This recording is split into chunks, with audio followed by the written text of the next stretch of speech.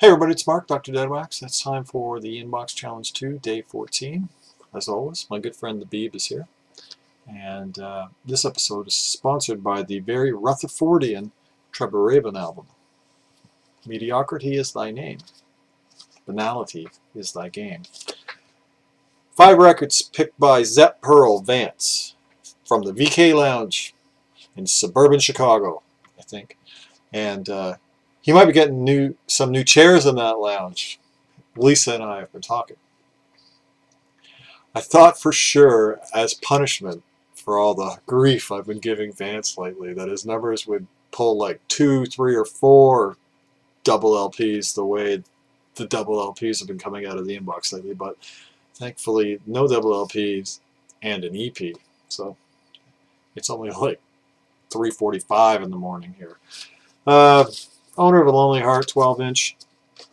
This is on the very ugly Atco label. Probably the ugliest Atco label there was.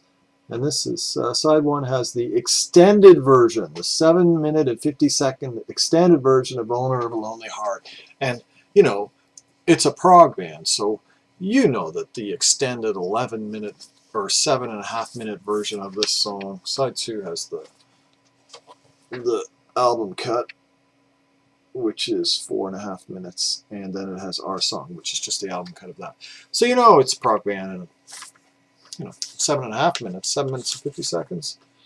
It's going to be great, right? It's going to be all noodly and proggy and solo-y and just, no, it's full of like all the Frankie Goes to Hollywood extended dance mix sounds mixed into this song by Yes. So if you thought this was kind of strangely commercial before, listen to this one. That kind of fits. This Trevor Horn was on the Drama album. He was a member of Yes for that record, and but he was also the producer of this record, and he also wrote Owner of a Lonely Heart with 3 other members of the band. Now he wasn't a member of the band anymore, but he produced this record, and in some ways he was still a member of the band. Some people have said he played the keyboard parts and then they brought the other guy in. I don't believe that. But anyway, it's very strange. And it's by no means necessary, but it's actually kind of funny. Next is Feargal Sharkey, self-titled, Canadian pressing on Virgin. Sometimes these are red and green. There was a period where they were 2 different colors, but this is just one color. Has the inner sleeve, has the hit song. Was it a hit? A Good Heart. A Good Heart these days is hard to find. CR in a circle in the dead wax means it was pressed at Cinram in Toronto, and TLC in the dead wax means it was cut by the lacquer channel. And I don't know, didn't like it then. Yeah. Next is just a truly bizarre record. Johnny Cash, The Last Gunfighter Ballad. There's a whole essay here on how Johnny taught himself to be a quick draw artist and used to play, gunfight other celebrities in hotels with blanks most of the time.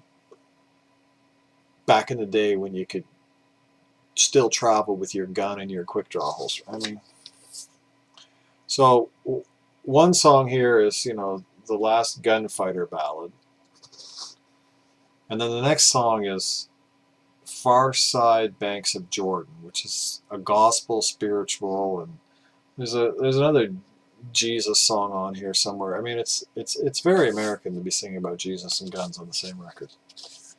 It's Johnny Cash, man. That man took so much drugs. He can do anything. It's great. I actually enjoyed it. I mean, it's a lark. I remember my old man used to get sentimental when Johnny Cash would sing about Jesus. Well, that and the beer.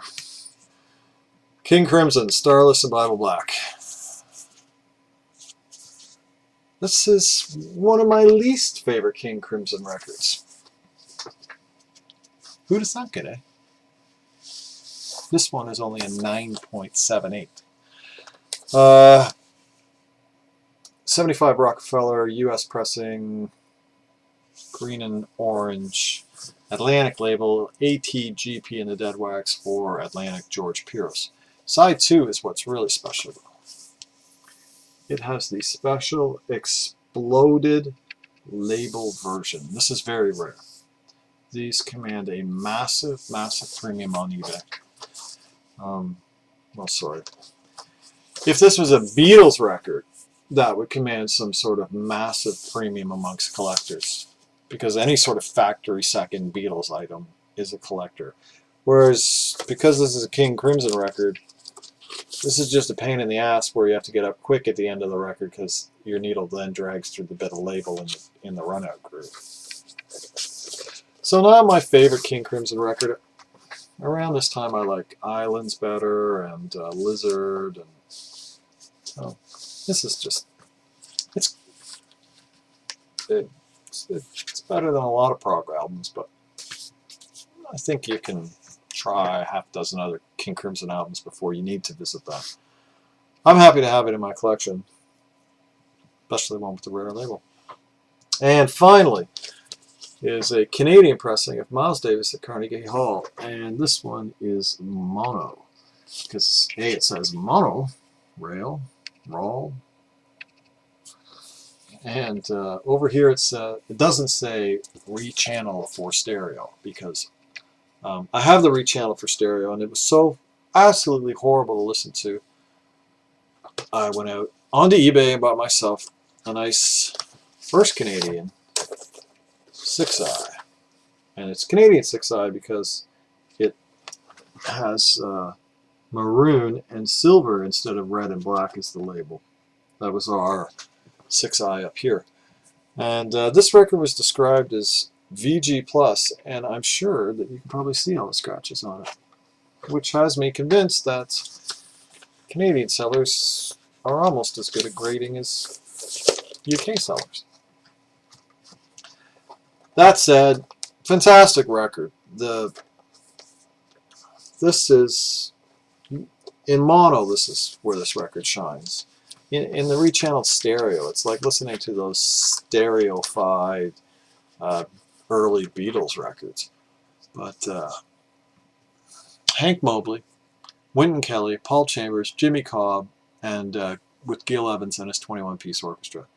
This is a really, really good record. And it's got So What, Spring is Here, No Blues, Someday My Prince Will Come, The Meaning of the Blues, Lament, and New Rumba. It's got a nice selection of some of the tunes he was already known for, and you know, not an essential Miles Davis record, although he does have like 30 essential ones, but still really, really good. I just have to find myself a cleaner first pressing of it. Thankfully, because it's mono, you can use the mono defeat switch on your, well, on me, on my preamp, and that kind of combines the two channels of the left and right channel, and the information that's in both you hear, and the information that isn't in both sides gets knocked down to be somewhat more inaudible. So it takes away some of the noise of the scratches. So that's kind of cool. To learn more on that, visit the channel name Dixieland Farm. So, Miles Davis, Carnegie Hall. It's a great record. King Crimson, Starless and Bible Black. Not essential, but still a King Crimson record. Johnny Cash, The Last Gunfighter Ballad. Guns, Jesus, he's wearing black. Look, here he's killing a pickup truck. It's great. Feargal Sharkey. And Disco Yes. That is it. Some bizarre pulls today, Vance. Thanks for picking the numbers. Thanks for playing along. Thanks everybody for commenting, watching. See you again tomorrow. Tomorrow's halfway. Have a great day, everybody. keep the record spinning.